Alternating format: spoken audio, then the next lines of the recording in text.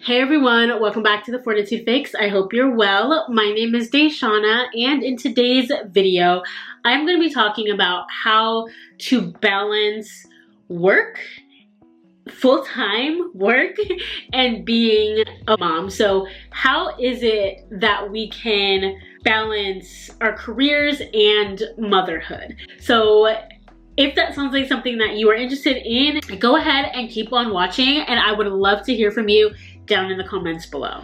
Okay, balancing work and motherhood. This is something that I will be completely honest with you, something that I still struggle with to this day. My oldest is about to turn 4 and my youngest is 2. So currently I have a 2 and a 3-year-old.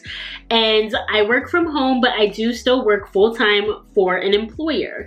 This is a lot of work, as you can imagine. I have one kid in pre-K part-time, and then the other kid is at home all the time. There have been bouts of having a nanny, not having a nanny.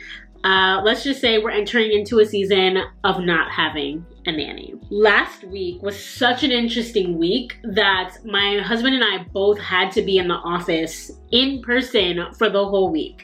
That typically doesn't happen, but this year it overlapped and we needed to call in some reinforcements. So as you all know, if you're familiar with me, my story, my channel, you know that my mom passed away and is no longer around to help or be kind of that village for me and my family. My husband's family lives in different places, and so we had to have his mom fly up to watch the girls while we were at work this past week. One of the things that I did was a retreat. We have our annual retreat at work. It's an overnight thing, and obviously there's a lot of planning that goes into that, but on this retreat, I was really able to think about me, myself, what's working, what's not working, and I came up with these tips that I hope are helpful for you. Now, just because I'm sharing these tips does not mean that I do them all the time, or that I'm great at them, or that they're super easy to execute. Not the case. I just wanted to share some of these things in the hope that it helps you as I am trying to get them to help me, because there's always room for improvement. And I think something that I very much so struggle with is finding that balance or that harmony, also being true to myself and being true to my family, as well as doing the job that I am being paid to do. I hope these tips are helpful, but let's go ahead and jump right in. The first tip that I have for you is to set clear boundaries. So figure out when it is you're working, what is your work schedule, what are those days, what are those hours, and then what are the other things that have to get done within the week. Make yourself a schedule and try to just make that all work together. So let's start by your absolute have-to-dos, right? So maybe for you it's clocking in at 9 o'clock. Okay, what has to happen from the time that I wake up until 9 o'clock? If you have kids, somebody probably needs to get to school, somebody probably needs breakfast, something who's gonna do this and when? So creating some sort of schedule and setting those boundaries for this is when I'm working, this is when I'm not working, this is when I am spending intentional quality time, and make sure that everyone is aware of that. I think this is something that I do well / not so well. It's so funny that I schedule. I have my calendar. I'm one of these write stuff down planner girlies. I know a lot of people will utilize other types of things, but for me, I need to write it down. I have my calendar, I have my plan. I know the things that happen day to day, but for whatever reason, I still feel like I'm flailing. The thing that I have an issue with is, since I work from home and I kind of work this full-time schedule, I don't always have clear set work hours where I am not being a mom. And I think that's really hard. I'm kind of doing everything all at once, and that gets to be really stressful for me. So a tip that I would have is to actually set those boundaries and stand firm on them. Another part of setting those boundaries would be to have a clear workspace. I am in our office right now. This is typically where we work. This is where our printers are set up and all of that kind of thing. This is our desk with our computers and all of that. It was changed into a guest room briefly while my in-laws were here. But yeah, having a clear, dedicated space to work is super, super helpful. Tip number 2, prioritize and organize. So this means setting goals, right? What is it that I want to accomplish this week? What are the tasks that I have to do? When are they due? And how do I prioritize them? Which one is more important? Maybe you might need help with figuring that out from your employer, maybe talking to your coach or your supervisor at work and figuring out kind of what is most needing to be prioritized, and then make lists. I will literally have my to-do list. I have a notebook that is separate just for work things, and then I have my own personal notebooks that I like journaling things in, and then I have a notebook for YouTube videos and outlining my social media posts, and then I have my calendar that's broken down by the month as well as the week. So I have a bunch of different places for different things. For me, that helps me, and I know that, okay, if I have my work notebook out, I am focused on work things and nothing goes in here but work. If I am having my social media, notebook out, I'm focused on those things, and it really does help me work through that. Setting clear goals and intentions for whatever time period it is. Some people will plan out for a month. I can't do that. Right now, it's literally 1 week at a time for me. And it's really more like a day at a time for me. That's what I will do. But like at work, I will set up a list for the entire week of all the things I need to do along with the due dates. And then like at home, I just know generally what we do on a daily basis. I check, her calendar, if there's anything that's happening with school, if there's an off day or a half day or something like that. I also know kind of activities and when they happen. For us, it's usually on the weekend because we do work full time, and who's getting who, like who's taking Nova to school, who's picking her up, all of the things, who's waking up with them in the morning. Like we have it scheduled pretty tightly, and it's just what works for us, especially for me, to be able to have clear set goals and boundaries. It just helps my brain and it helps me feel more secure as opposed to the flailing about like I talked about earlier. Tip number 3, I kind of already touched on this, but delegate and share responsibilities. So my husband and I, ever since we became parents, my first child, I was very much so, let me do it. I do everything. I learned very quickly that I can't do everything, and that's okay. We are in this relationship and in this partnership together. And so there shouldn't just be, at least for, me and my house, there shouldn't be things that fall always on one person, and all of the things shouldn't always fall on the person because again, sometimes you need help. It's really important, I hear, to outsource as well. And so the only thing that I've outsourced is our nanny. Like I need help, I need physical help because my children can't be left alone. But honestly, I would love to have like a house cleaner, maybe like once or twice a month or something like that, to kind of help with the deep cleaning and the things that like I kind of don't do on a daily basis. It would be really helpful to have some help. It all kind of depends on each individual's like nuclear situation and if that's feasible or not. But if you can outsource, do. I think my battery's gonna die, so let me change my battery and I will be right back. Okay, tip number 4 is to communicate effectively. I believe that in order to communicate effectively, we first need to check in with ourselves to figure out what it is that we even want. A lot of times miscommunication, or I say like inaccurate communication, comes from when you're talking but you don't really know where it's coming from. You don't really know what the fix is. You don't really have a solution, and it can just create a lot of angst and issue with whoever it is that you're communicating with. So one of the things that I would say is to maybe do some sort of check-in with yourself, or like a internal audit of like, what is it that I'm feeling? What is it that I need? And then work through how to then communicate that to someone else. And so this is going to be with my employer as well as with my family. And maybe that's asking for help. Maybe that's saying, hey, there's too much on my plate right now. I really do, only have the capacity to do these things that we've outlined. Adding anything right now to my plate is really going to throw things off. Is there anything that we can do? Is there any room that I can delegate or even push this off until next week or something like that? Checking in with your family as well. Hey, we've set this schedule, but it's not quite working for me, and here's why.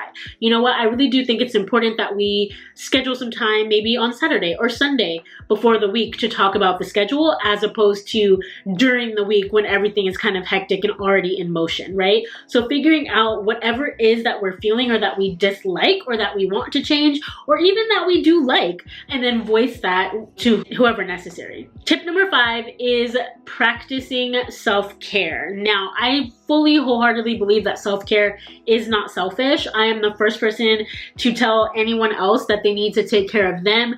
I am your cheerleader. I'm the biggest girl's girl. Hey, you want to take a bath? Go do it. Get your bubbles, get your bath bombs, everything that you need.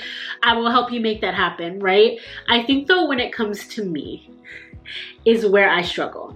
And I am saying all of this out loud, but I'm also internalizing it too, of like, I need to do a better job at this. I do, because I am not useful. I am not useful. I am not efficient. I am not as loving. I am not as together to be there for my kids and for my husband and for my family if I'm not taking care of myself. And so what that looks like is going to be different for different people. Maybe it's going to get your nails done. Maybe it's having a bath every night or every Wednesday night. Maybe it's taking a Pilates class or yoga class or finding a hobby and going to that weekly class, right? I think that's something that I am trying to get is a hobby. I have things that I enjoy doing. I, obviously have like my social medias, but again, I'm not like perfect and I'm really like a baby nano influencer, like not even a micro influencer, okay? I am claiming it though. I am claiming it, but I'm doing the best that I can with what I have right now and working to grow this community, so just by you being here is super, super helpful and I'm so grateful. Thank you so, so much. It's something that I really do love doing, but I need to do better at taking care of myself. So if you are like me and you are struggling, or maybe you think that it's selfish to do the things for yourself, it's not, because again, we cannot pour from an empty cup. And I know that sounds so cliche, but at the end of all my videos, I say fill your cup. And I think that's so important because the more that we fill, the more that we can serve from the overflow. We don't need to deplete ourselves in order to help someone else. What we need to do is make sure that we are full and we have some overflow and I can serve you from everything that's on my saucer, right? My cup and my saucer. It's overflowing. My cup is full and it runneth over. I am now able to serve from everything that is left. I need to do a better job at that, but I'm also working toward doing that. So I have started therapy more regularly. I plan to take a bath tonight. I am so excited about that with the bubbles and all the stuff. And I'm gonna put up my laptop and like watch a show. I am just so excited to kind of like have some time alone tonight. And I'm looking forward to it. So that's something I'm doing today in real time. So definitely prioritize self-care. Tip number 6 is to have routines and to maintain your routines. So I know on YouTube you see a lot of morning routine, night routine. I do hope to do some of that. I've done a few videos like that with my kids, but I want to do some for myself.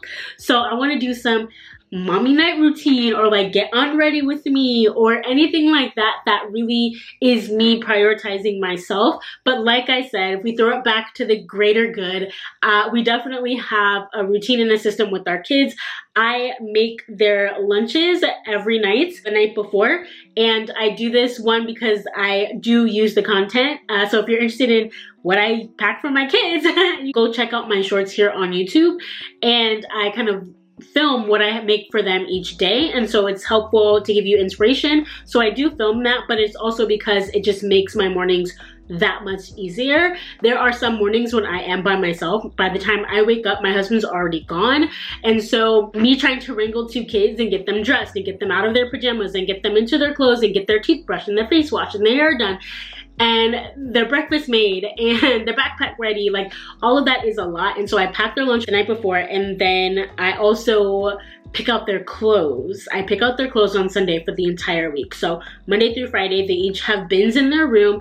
I will link a link to my video where I had them help me organize their clothes for the week and pick out their clothes for the week. So if you're interested in watching that, I'll leave that up in the cards and in the description box below. But yes, those types of routines are amazing, and they're super helpful for me, so that all I have to do is grab their lunch, maybe warm something up, or just put it straight in their lunchbox, goes in Nova's backpack. I, have it ready to give to my second daughter when she is ready to eat. I don't have to stop and make it. Backpacks are ready. Like, it just works out. And so establishing those routines and making them routine, making them habit by doing them consistently is really gonna help. Another routine that you can think through is like your family routine. So on weekends are for family. And so on Saturday and Sunday, it's literally going to be our family because, we're so busy throughout the week. So the 4 of us are going to get together and do something this weekend, right? That can be an idea. Maybe it's all day Saturday, and then, maybe you have like an event or something like that, but you'll go together, you'll plan something. Maybe on Sunday, it's like church and whatever it is that it is for you, but making that time intentional and planning that out so that it doesn't get taken by other things is really, really important. Tip number 7 is to leverage technology. So I know you've heard the term work smarter, not harder. You definitely want to do things that will help you in the long run. If you are somebody that cannot stand to write things down, then you having a physical planner probably isn't going to work for you, right? You might buy it because it's cute and then never use it, okay? If you might need something like Trello or Notion or Google Calendar if you're just starting out, something like that maybe you just need to be able to type it out and you see it and it's there and it gives you an alert on your phone. For me, I kind of do both, and I do both for different things, activities and appointments and events or things like that. Those go in my Google Calendar. When I'm actually planning out content, for example, a YouTube video that's gonna go live, that's in my hardcore planner. I do also write down the appointments and I do all of that in here and I write it down. I also have a schedule downstairs. It's a clear acrylic magnetized calendar. We have a month version, and then we have like a weekly planner. I use my dry erase markers to indicate things like that so that the whole family can see it and it's there. And again, I'm starting these routines now. My kids can't read at this point. They don't know what that is, but my husband and I check in with it, and I know when he's in the office, I know when he's home, I know, all of these types of things that help me plan. And so having things at your disposal that work for you. And so there's a lot of like calendaring apps and things that you can do kind of on your phone. If you love iPads, there's, all these things that you can utilize. So whatever the productivity tools are for you that help you, whether it's technology based or not, I just think it's really important for you to be productive, and whatever that means for you is hopefully whatever will work for you. I also use like video conferencing when I am hosting meetings or working with my team, and it just helps obviously because I am remote, but also just in my business, right? Like utilizing things like Zoom to do podcasts and all of that, and to meet and have co-working spaces with my friends, even though like I may not be able to leave the house to go get them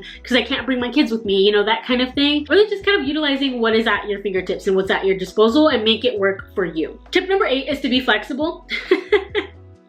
And to be realistic. It's so funny. I like to think of myself as like a realist, and so I think of things as they are. I think of things, I don't want to say I'm optimistic and I don't want to say I'm pessimistic. I just kind of think of things as they are. And so for me, what that means to be realistic and to be flexible is, hey, we have the schedule, but maybe in this particular case, it's gonna cause more harm than good, and we might as well just switch the days. Or, you know what, I know we said we were gonna do XYZ on Saturday, but you know what, folks are not feeling good. Folks are needing just a little bit of time apart, okay? I am not opposed to separating my children if they need it, because they do. Individually, they're their own people, and they're very, very close in age, but they need their own space sometimes, and I will kind of pivot the plan and make that happen. And so also just doing things that are realistic. If we say that we're gonna sit down and film 25 YouTube videos in a day,